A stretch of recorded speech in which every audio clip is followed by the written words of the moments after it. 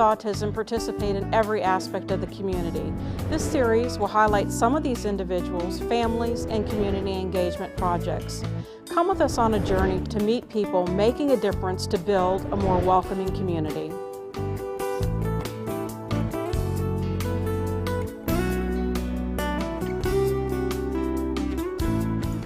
Welcome to the series, Autism in Your Community. I'm Patricia Rossi, and today I'm joined by the Center for Autism and Related Disabilities at the University of South Florida. My friends here on the panel, starting with Susan, are going to introduce themselves.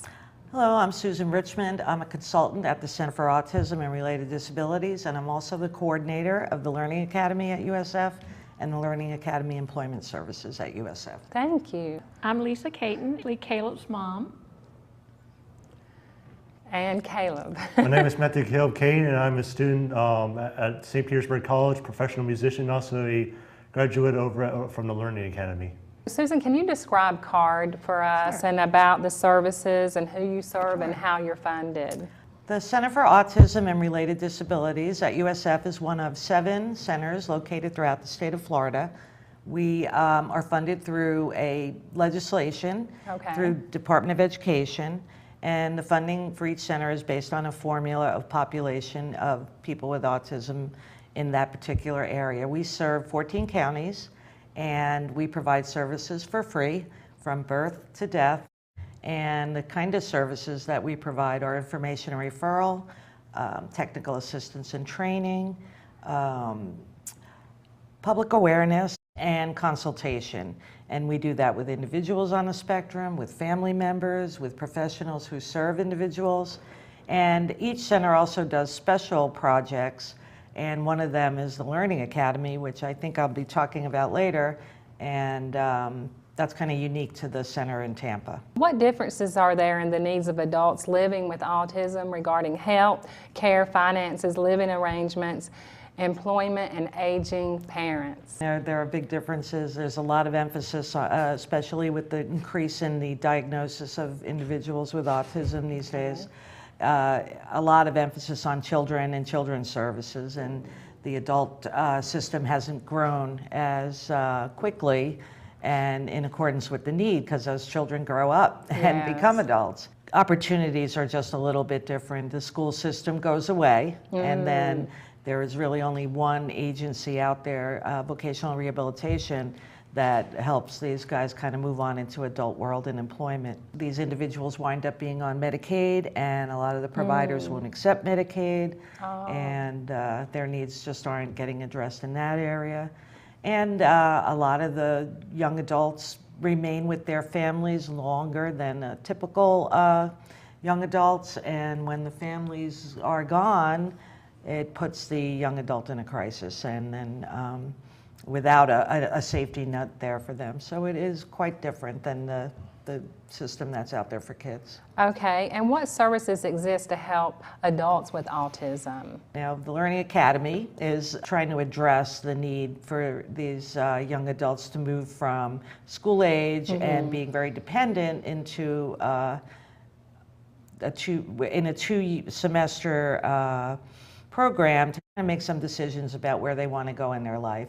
So we offer it on the campus where they are with other young adults who can serve as role models, and in many cases the young people see that what could be available for them, and then they want it too. So it's a really nice situation where they can actually observe, and they have a mentor who helps them negotiate college life, and it gives them opportunities they may not have had before.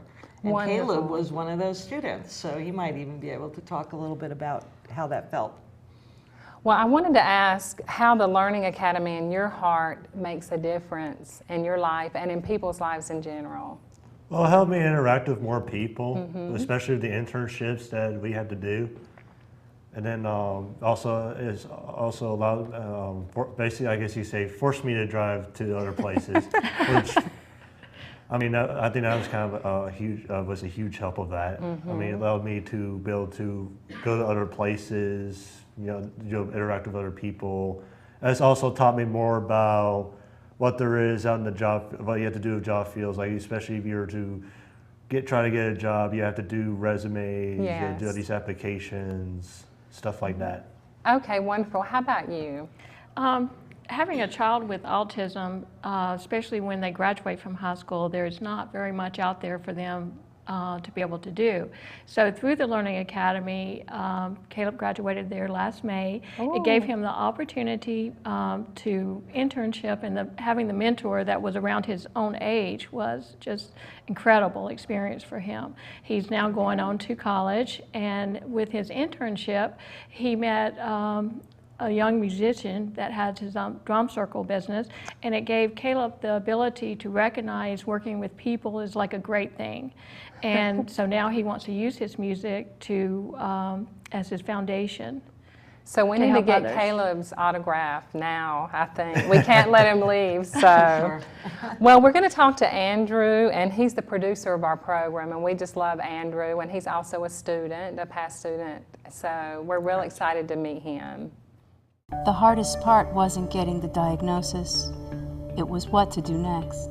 What's an IEP? Doctors, specialists, I worry about my son's future. autism, It all changed with one call to CARD. direction, and connections. The answers and resources. Training and technical assistance? CARD's business program filled our tables and opened my mind to new customers. Guidance, resources, training. CARD, our beacon of light.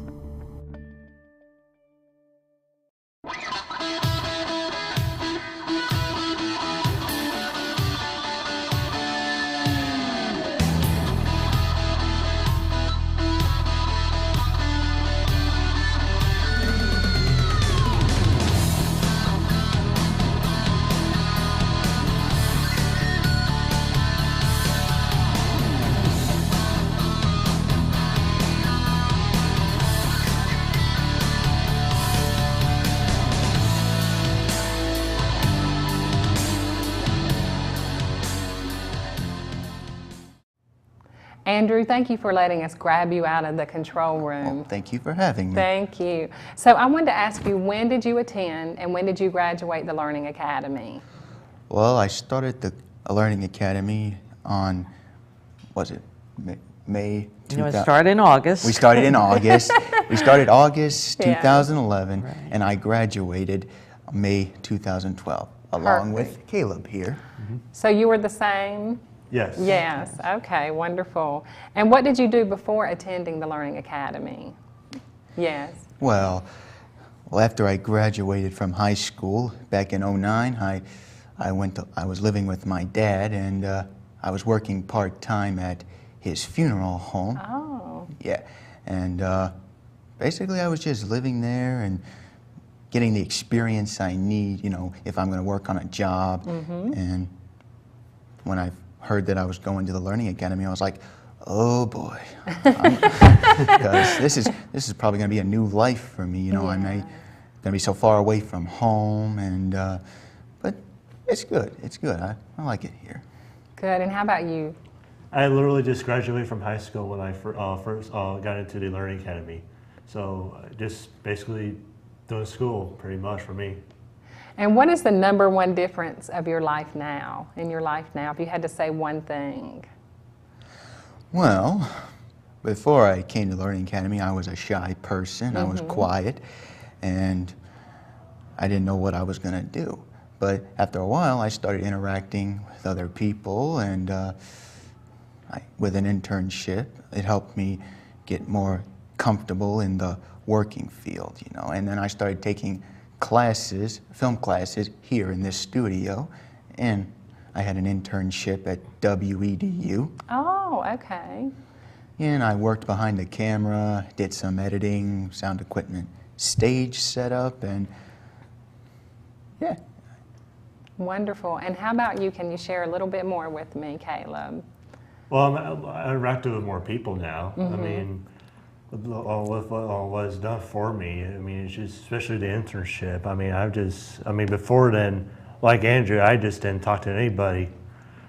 I mean, I just never really interacted with anybody else. But with the Learning Academy, it kind of pushed you to do more of that, to you know, to start doing more of that. Especially by doing that, it'd be easier to get through life too. I Oh, guess you yes. could say. But I mean, it's helped me, start driving for one. That's what I was hoping you would share because you were telling me about that. So tell us a little bit about that, what made you want to drive? That's the best story ever. Well, if you want to go to places, like places you may want to go, for example, let's say I want to go to Sam Ash one day, but I don't have a license, so I can't go. But with the license, I can drive over there and do whatever I need to do. Most times, it's just hang out there for a whole day. And how were you getting around before you got your license? Either from my parents driving me around, or the first week of the Learning Academy when I was there, I had to take the bus. Oh my goodness, okay. It was brutal. So driving yourself is so much better than the bus. Oh, yes. Okay, anything else you want to share with me about that? What about me driving? Yes. Yes, I can drive too. Actually, I've been driving before I came here to Tampa. Okay. And it's real sweet to have your own car.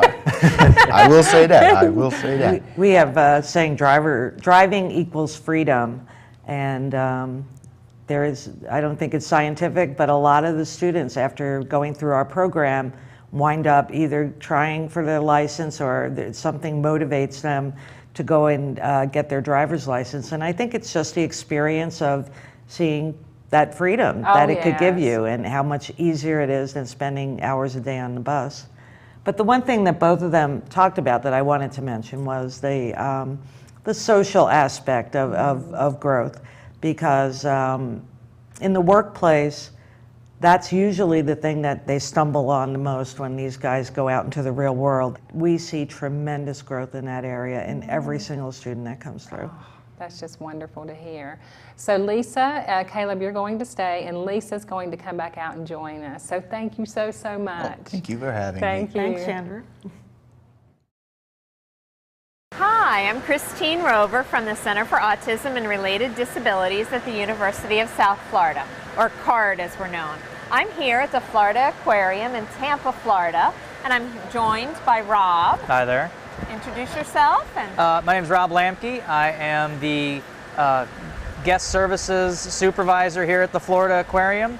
Basically, what it means is that we deal with all guest experiences throughout the entire day here at the aquarium.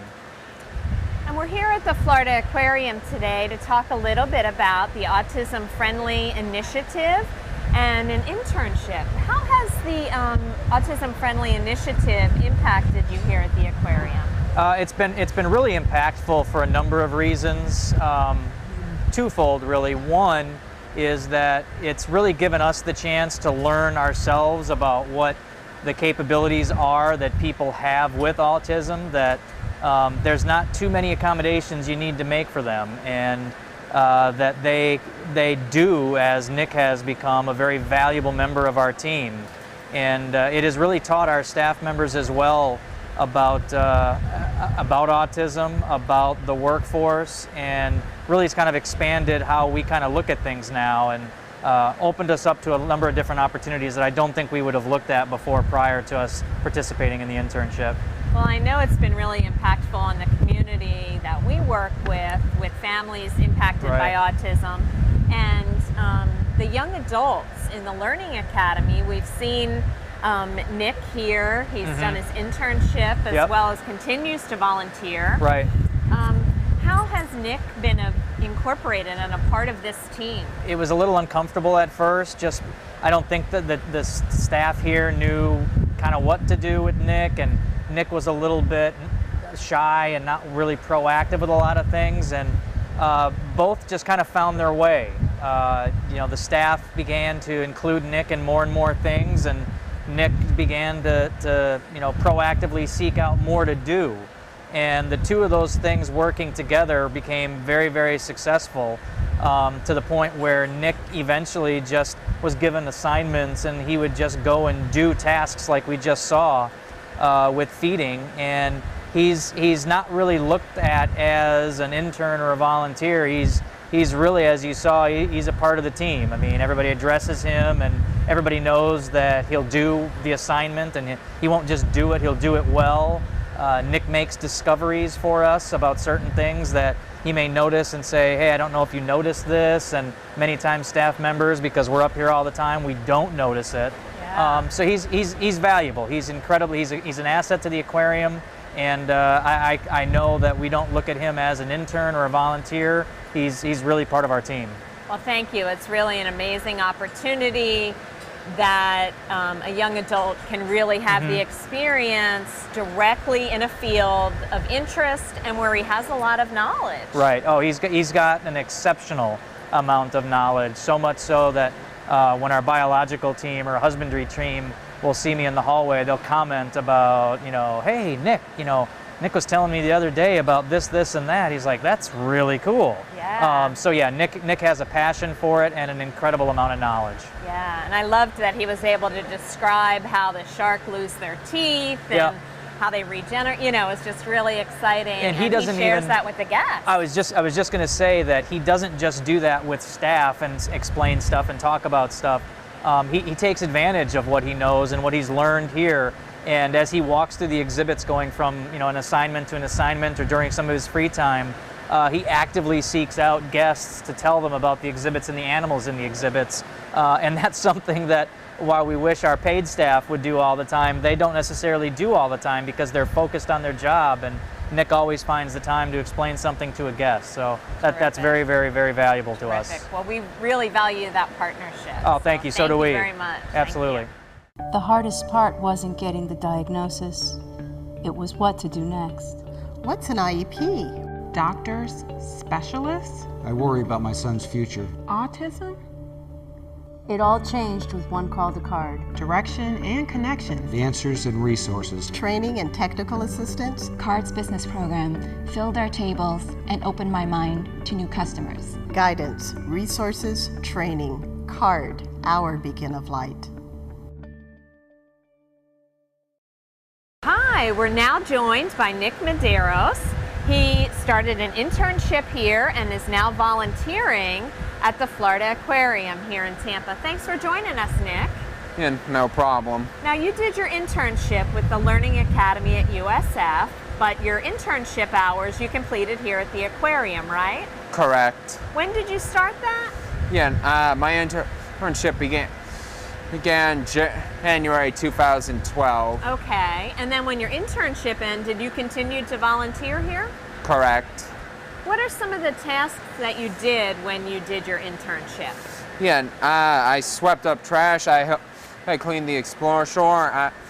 I feed a few of the animals, such as the sea turtle and the grouper, and I also assisted when the wetland exhibit was given a major overhaul. Okay, yes, those are all a variety of things that you got to see sort of behind the scenes, and also a very helpful part of the team here.